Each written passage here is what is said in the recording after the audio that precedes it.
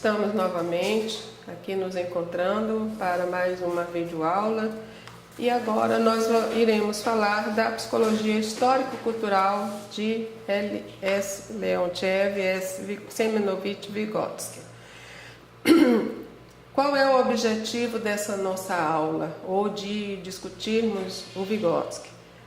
É identificar como as funções psicológicas superiores é formada na relação dialética do homem com a cultura e a sociedade de acordo com a psicologia, de Vygotsky. Então esse é o objetivo, é isso que nós queremos que vocês compreendam, que vocês entendam.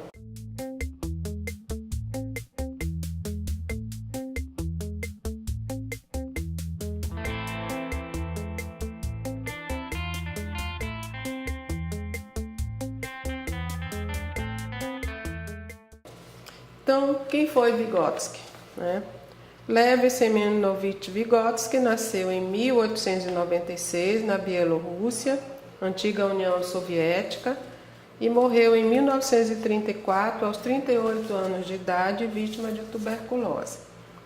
Então, Vygotsky ele era russo e teve uma trajetória curta, vitimado da tuberculose, mas ele deixou um grande legado para a psicologia em diversas áreas do conhecimento,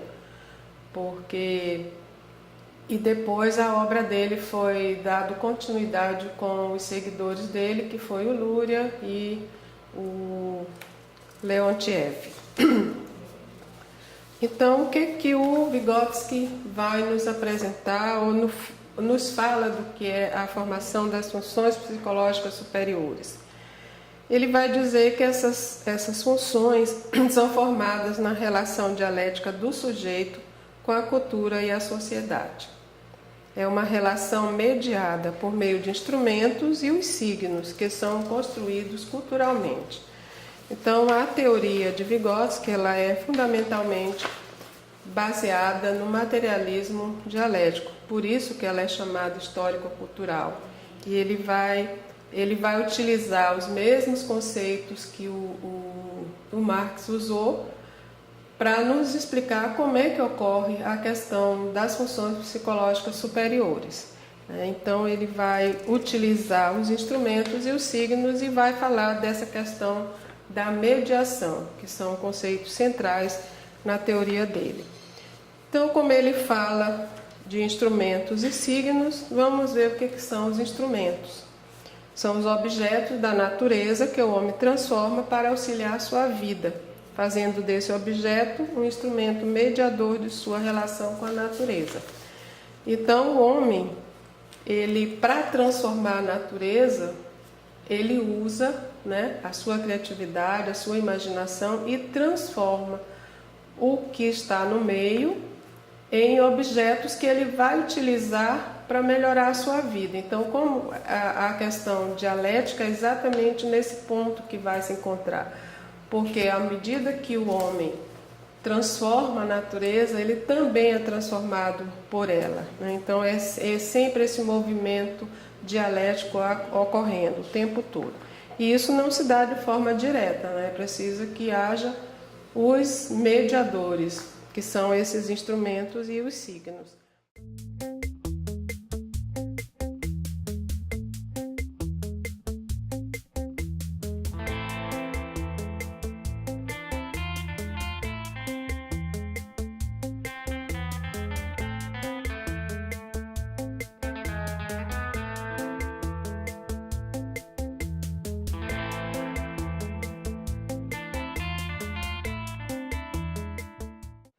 Essa capacidade imaginativa retida na consciência do homem foi dando origem à nossa função simbólica, ou seja, a capacidade de pensar, imaginar, criar e comunicar para além do instinto. Então foi muito importante essa capacidade do ser humano, que já possuía na sua consciência, porque se não fosse por meio disso, nós poderíamos ter alcançado o desenvolvimento que hoje estamos. De acordo com Vygotsky, nossas funções mentais nascem de nossas relações com o meio, ou seja, nos tornamos humanos indo do plano interpsíquico para o intrapsíquico. Então, o plano interpsíquico, né, é o que se dá na relação de duas pessoas, de uma mente para outra. E o intrapsíquico é que se dá no interior do próprio indivíduo. Então, toda a função mental, como a criatividade, o raciocínio lógico, a atenção seletiva, por exemplo, nasceu da nossa troca com o ambiente, da nossa atividade e experimentação no mundo. Então, tudo isso que nós construímos, né, está realmente dessa nossa ação sobre as coisas. Então, o plano interpsíquico, regulados e controlados mediante a interação social com outras pessoas. Eu falei ainda agora, né? E o plano intrapsíquico, que são regulados e controlados a partir do interior do indivíduo. Então, quando eu vejo, tem exemplos de Vygotsky, né? Quando você fala o gesto de apontar, então isso se dá, a criança vai aprendendo que isso é apontar e identificando a palavra por meio da relação com as outras pessoas que estão ao redor dela. Então, se ela tenta pegar a mamadeira que está sobre a mesa próxima a ela, ela estica o bracinho. E o adulto interpreta como se ela estivesse apontando para a mamadeira.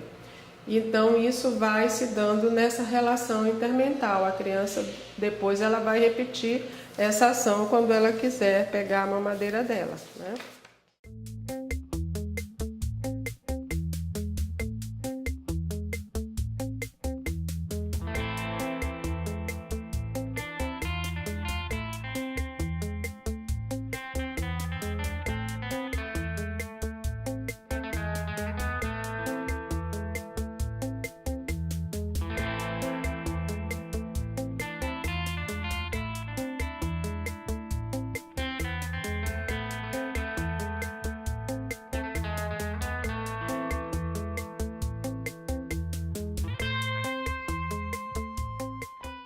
Então, e os signos? O que são os signos? É o segundo fator decisivo na formação do psiquismo humano, de acordo com Vygotsky, né? Os signos se expressam principalmente pela linguagem, a qual é produzida social e historicamente. A palavra, que é uma forma de linguagem, né? Linguagem oral, é a arena onde se confrontam valores sociais e todos os tipos de relações, né? Então,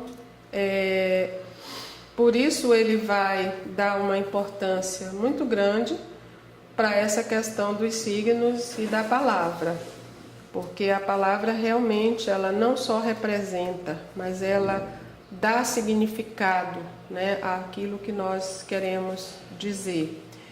E então ele vai dizer que nesse sentido o signo é ideológico, não é neutro, refletindo a realidade da qual o indivíduo faz parte, sendo ao mesmo tempo parte da realidade.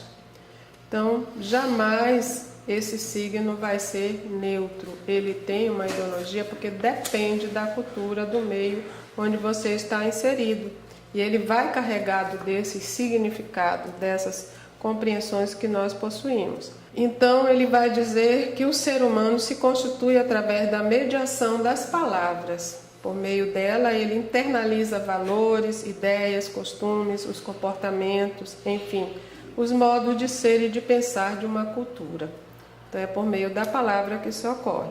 E essa palavra, essa linguagem, né, pode ser a fala e pode ser a escrita também.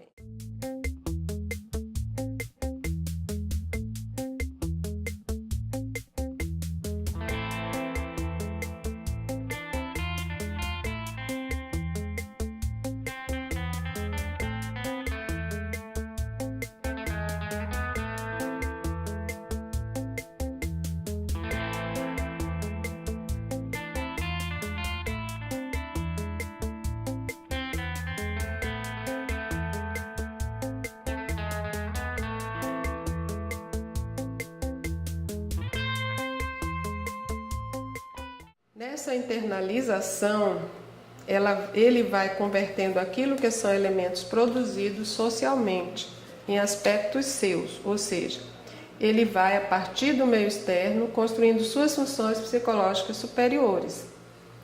Ao internalizar determinados valores culturais, ele se modifica como sujeito e passa a pensar, a criar, a dar significado ao mundo, enfim, construir sua subjetividade, que é o nosso modo de ser, a partir dos aspectos internalizados, que se transformam em elementos constitutivos do seu eu. Então, nós estamos entendendo aqui esse conceito de internalização que o Vygotsky vai nos dizer. Essa internalização é quando eu internalizo, né, o que está de fora, o que vem da cultura, ao meu ser, ao meu eu. E isso vai, né, fazendo com que as minhas funções psicológicas superiores sejam construídas. Então, eu vou tendo a minha maneira de pensar, de criar, de dar significado ao mundo, construindo a minha subjetividade a partir do que eu internalizo. Então, de acordo com Vygotsky, na primeira infância, a fala da criança ele coloca como discurso externalizado, que tem a função de quê? De comunicação e contato social com o meio. Então, no primeiro momento, ela externaliza aquilo que ela pensa, né? Para se comunicar com os outros. Depois, essa fala passa a ser um discurso interior, ou fala internalizada, que serve ao próprio indivíduo, constitui o pensamento. A criança pode falar consigo para solucionar um problema ou planejar uma ação futura. Se você observar uma criança nessa fase, você vai ver que quando ela está brincando, tentando resolver, ela está o tempo todo falando sozinha de como ela vai fazer, do que ela vai fazer. Então, é isso que é o discurso interior, é que ela está falando para ela mesma, para solucionar um problema.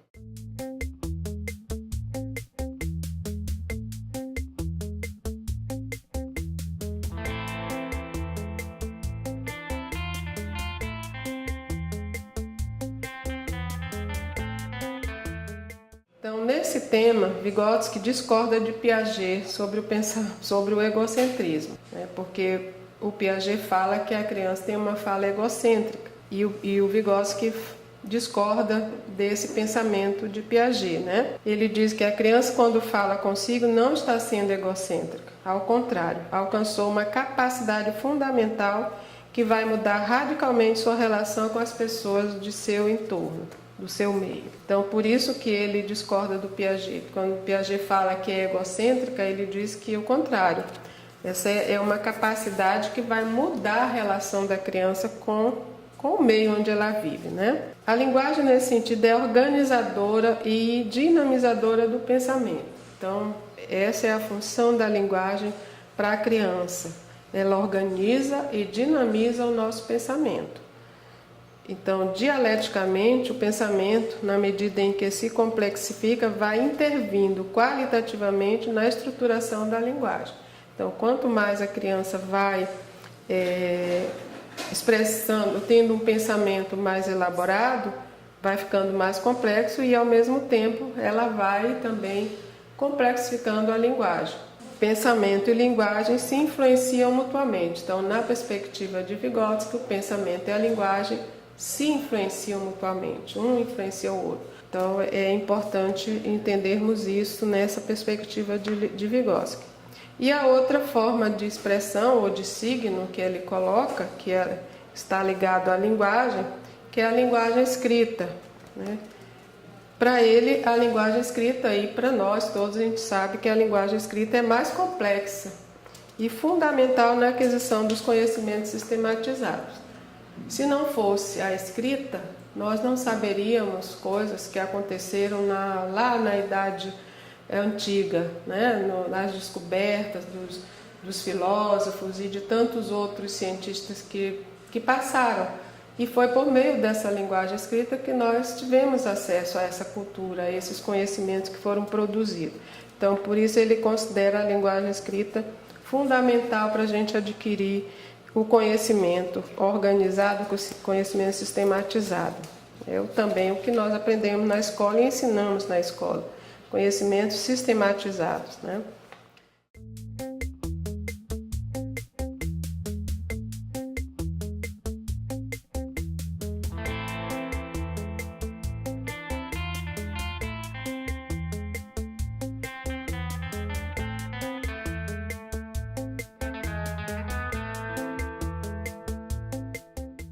O que era o homem para Vygotsky?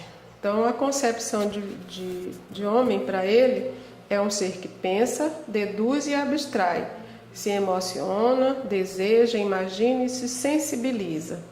Isso se dá em permanente movimento no mundo, na formação de suas funções superiores, mediado por instrumentos e signos. O desenvolvimento humano se assenta no que ele denominou de planos genéticos,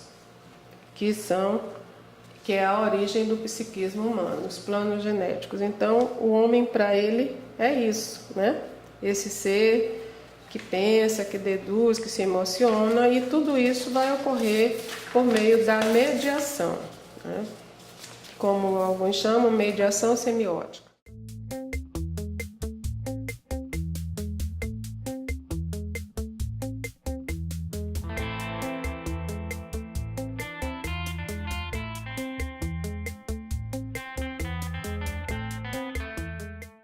Bom, os planos de desenvolvimento que o Vygotsky vai nos trazer é a filogênese, ontogênese, sociogênese e microgênese. Então, são 4 planos que ele diz que é por onde nós vamos construindo o nosso ser. Esses 4 aspectos estão relacionados e constituem a origem de quem somos nós e de como nos tornamos humanos. Então, o que é a ontogênese? O plano filogenético, primeiro, né, que é o primeiro deles.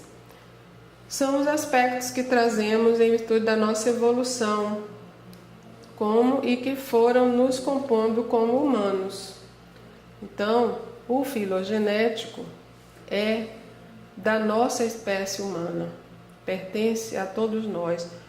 O nosso desenvolvimento vai ocorrer, né, em virtude dessa evolução. E o ontogenético ou ontogênese refere-se ao nosso desenvolvimento pessoal ao longo da vida, que vai da infância até a velhice. Então, nós temos o plano filogenético, que é comum à espécie humana, todos nós vamos ter essa evolução, passar por esses processos de desenvolvimento. E nós temos um desenvolvimento individual, de cada um de nós, né, que isso vai acontecer conosco até a gente morrer. Até a velhice ele coloca aqui, mas eu considero até a morte.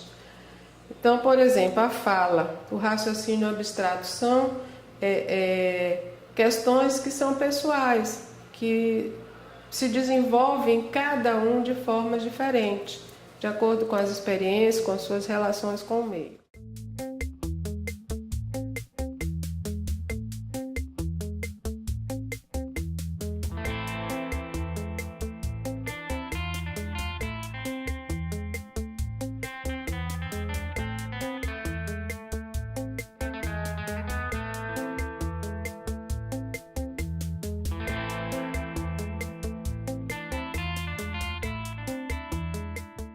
E o outro plano, que é a sociogênese, né, que é relativo à interação permanente com os outros.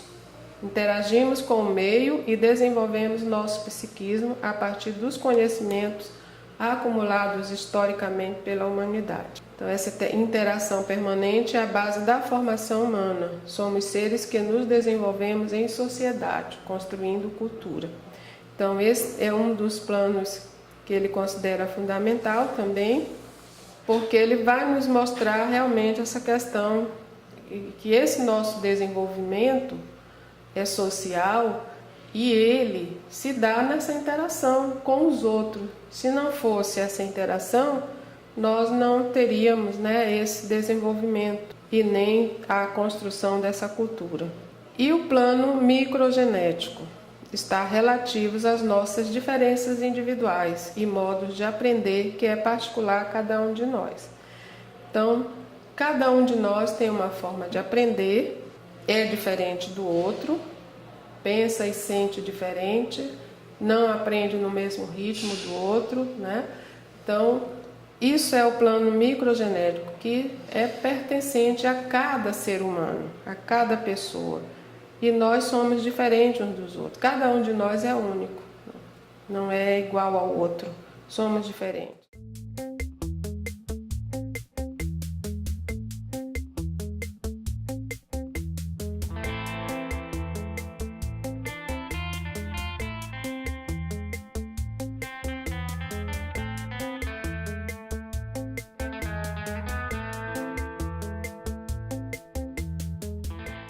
Depois vamos ver as concepções de desenvolvimento humano.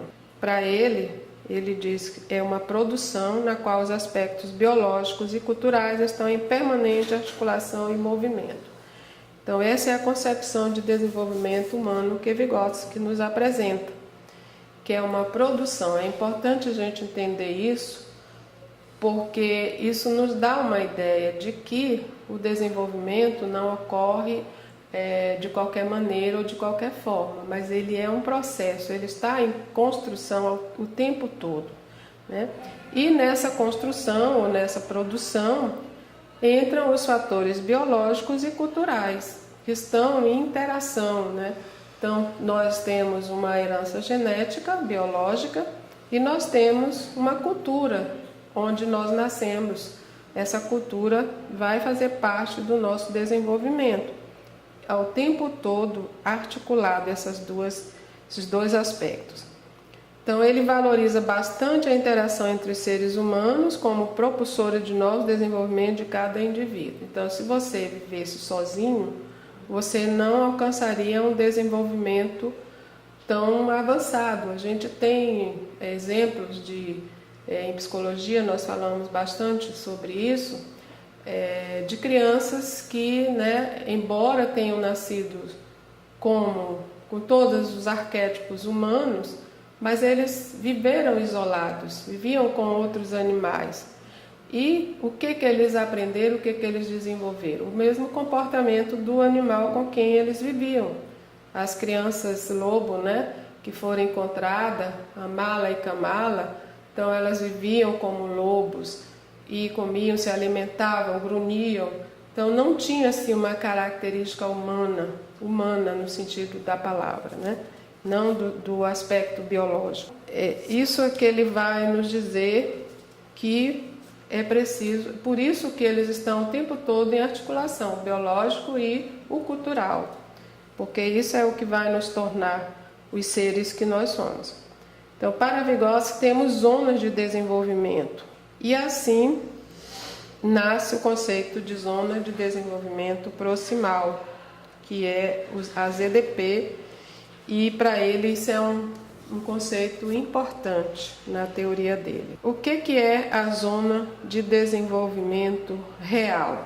Então, essa ZDP tem esses três aspectos, que é a zona de desenvolvimento real.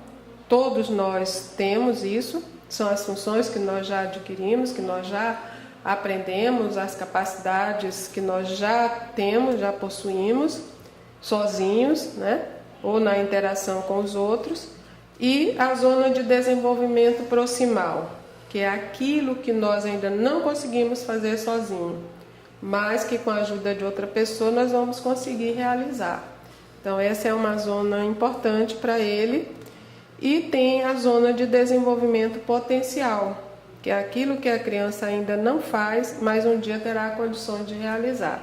Então esse conceito de zona de desenvolvimento proximal é um conceito de fundamental importância na teoria de Piaget e também para quem é professor. É aqui, né, principalmente nessa zona de desenvolvimento proximal, que o professor pode agir, pode atuar, proporcionando à criança as experiências que ela consiga avançar do nível do desenvolvimento real para o nível de desenvolvimento proximal. E daí ela chegar ao potencial, aquilo que ela vai ser capaz de fazer.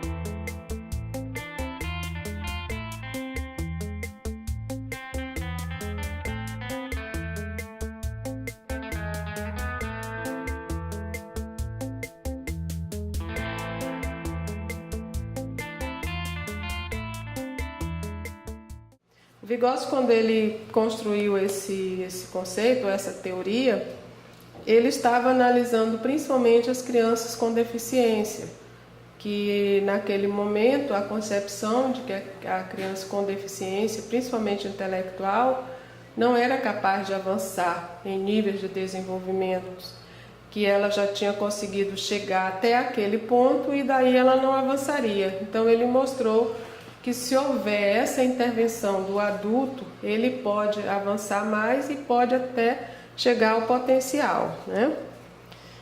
Então, pela interação e mediação de outras pessoas, vamos avançando em novas aquisições. Nesse sentido, para Vygotsky, o desenvolvimento pode e deve ser promovido constantemente. Então, o meio deve favorecer ações que permitam à criança e ao adolescente avançar constantemente. E, nesse sentido, a escola e o professor têm papel de protagonismo nesse processo. Então, essa é uma compreensão que o Vygotsky vai nos deixar.